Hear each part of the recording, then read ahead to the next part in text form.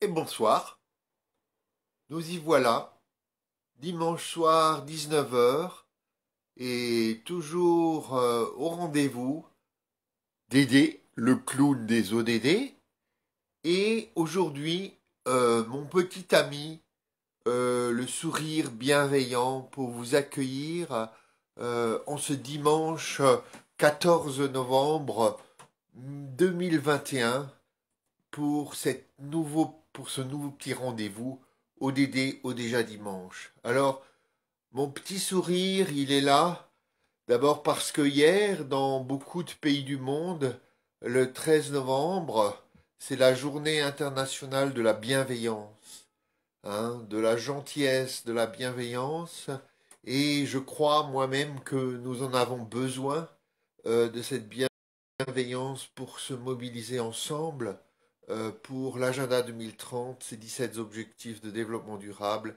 et la promesse ne laisser personne de côté.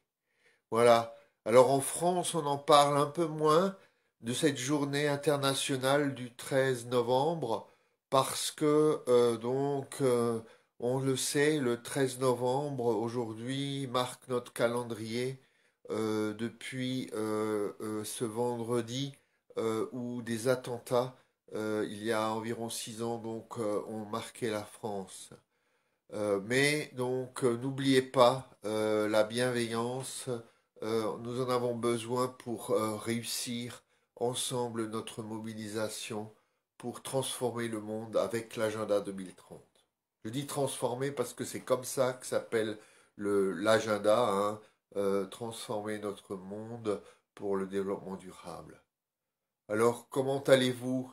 J'espère que ce mois de novembre se passe bien pour vous, hein. Je sais que vous avez pu suivre mes petits rendez-vous dominicaux un peu chaotiquement depuis quelques semaines, hein. J'ai disparu pour le rendez-vous de Halloween. Vous avez vu un cousin un peu spécial ce soir-là. Et la semaine dernière, vous m'avez vu avec mon cheval depuis Glasgow. Donc, c'était encore une semaine marquée évidemment par la COP26 qui s'est terminée avec des accords, un pacte de Glasgow et tous les commentaires, hein, qui l'ont suivi. Évidemment, j'étais à Glasgow lundi dernier, j'étais même donc dans ce qu'on appelait la zone bleue. Vous avez peut-être pu voir mes vidéos depuis la zone bleue de la COP26 de Glasgow. Ça m'a donné une petite impression de comment est à l'intérieur des zones de la COP et à l'extérieur à Glasgow, nous retrouvions les mobilisations des uns des autres. Ce que je comprends aujourd'hui et que beaucoup ont pu dire, c'est que la mobilisation, elle est avant tout maintenant dans nos mains. Nos gouvernements n'ont pas, à mon avis, vraiment euh, pris la mesure des enjeux de ce changement climatique que nous vivons. Ils ont évidemment pris des mesures fortes, mais comme certains le disent, il va falloir vraiment encore aller plus loin pour maintenir des températures acceptables et qui ne nous amènent pas à des transformations très chaotiques de notre monde. Et peut-être aussi une mobilisation qui nous aide à changer de modèle, sortir d'un modèle de consommation pour un modèle qui soit plus un modèle de partage, un modèle de relation, de lien, plutôt qu'un modèle où donc chacun satisfait ses besoins en consommant. Enfin, je ne vais pas aller beaucoup plus loin, hein, c'était l'ODD 13, mais tous les autres ODD qui étaient au cœur de cette COP. Et mon petit ami me dit que oui, il faut maintenant reprendre notre bâton de pèlerin et nos mains de travailleurs et nos intelligences, les mettre ensemble pour transformer les choses. Pour la France, je dirais, nous avons un grand rendez-vous l'année prochaine avec les élections présidentielles et à nous de choisir une présidente ou un président qui vont définitivement nous lancer sur un chemin de développement durable qui nous permettra d'entraîner d'autres donc vers des transformations euh, qui changeront d'une certaine façon les trajectoires dans lesquelles nous sommes. Voilà pour la COP26. Il y a énormément de choses à lire sur Internet. Je n'ai rien posté beaucoup de plus sur ODDO déjà dimanche. Il y en aura peut-être quelques posts encore à venir, mais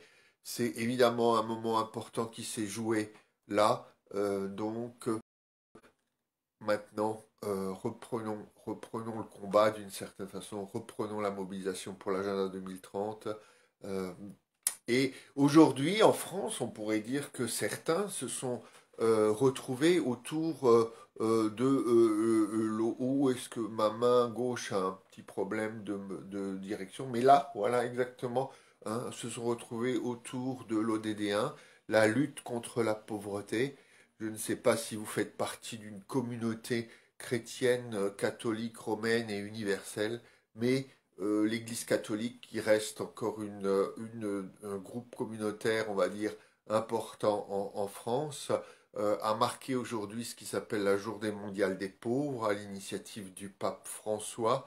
Et c'était évidemment une journée qui, je l'espère, a permis à quelques catholiques de découvrir l'agenda 2030 et son objectif numéro un, mettre fin à la pauvreté sous toutes ses formes et partout d'ici 2030.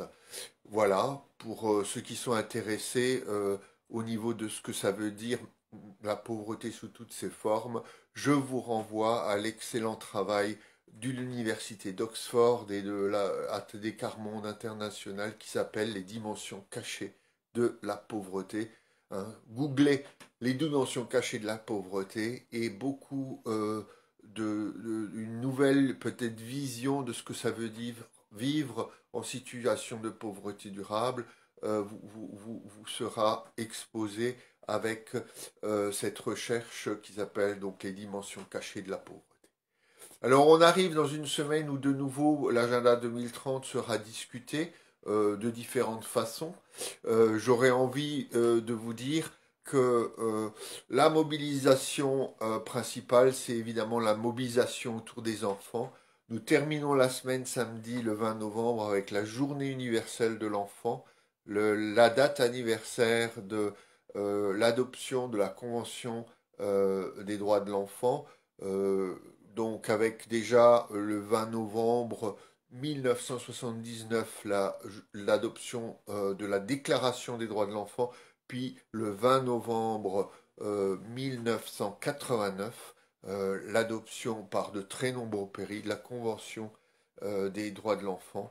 Et autour de cette journée des droits de l'enfant, cette journée de l'enfance, il y a évidemment tout ce qu'on peut penser en termes de futur pour nos enfants, tout ce qu'on peut penser aussi en termes de place pour les enfants dans la mobilisation pour l'agenda 2030. Hein, on peut évidemment tous, moi-même, je reste un fan, se dire que c'est une enfant, hein, puisqu'elle avait moins de 18 ans, euh, qui depuis quelques années nous entraîne avec beaucoup de perspicacité dans ce combat climatique. Je parle de la fameuse Greta Thunberg. Mais il y a d'autres jeunes de moins de 18 ans, donc des enfants pour les Nations Unies, qui se mobilisent. Alors, encore un petit mot pour cette journée des droits de l'enfant.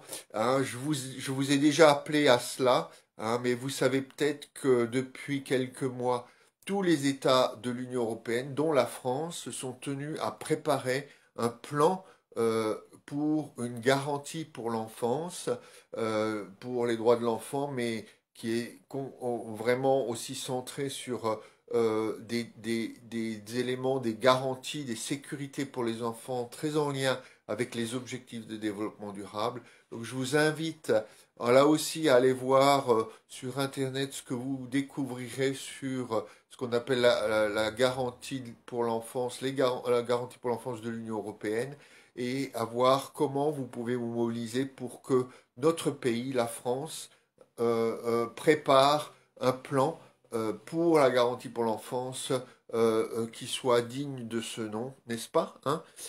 Donc oui, oui, oui, oui, oui, c'est bien pour les enfants. Eh ben, nous attendons bien ce résultat puisque c'est en mars 2022, au moment où la France aura la présidence de l'Union européenne, que tous les pays de l'Union européenne, dont la France, devra présenter ce plan. Donc, on l'espère, un plan vraiment Agenda 2030, un plan pour les enfants. Et donc, samedi, c'est bien la journée universelle de l'enfant, journée mondiale, journée internationale, hein, autour des droits de l'enfant. Et je terminerai par le 19 novembre, un petit clin d'œil à une journée internationale qui m'est chère. Donc le 19 novembre, c'est une journée qui est consacrée à l'ODD 6, autour de l'accès à l'eau et aux sanitaires. Vous savez que le 19 novembre, depuis quelques années, c'est la journée mondiale des toilettes. Eh oui, oui, oui, des toilettes. Hein. Et donc, c'est une journée qui peut faire sourire. Eh bien, non. La journée mondiale des toilettes, c'est vraiment important. Hein. Ce n'est pas une journée pour moquer ou sourire, mais c'est une journée vraiment pour se mobiliser. Trop de personnes dans le monde meurent encore à cause de l'absence de toilettes, d'hygiène, voilà. Et donc, il faut se mobiliser pour permettre, et c'est dans les ODD, oui, et dans l'ODD 6, pour permettre à tous à avoir accès aux toilettes. Je compte sur vous. Passez une bonne semaine. Demandez à nos amis du gouvernement s'ils préparent un bon plan pour la garantie pour l'enfance.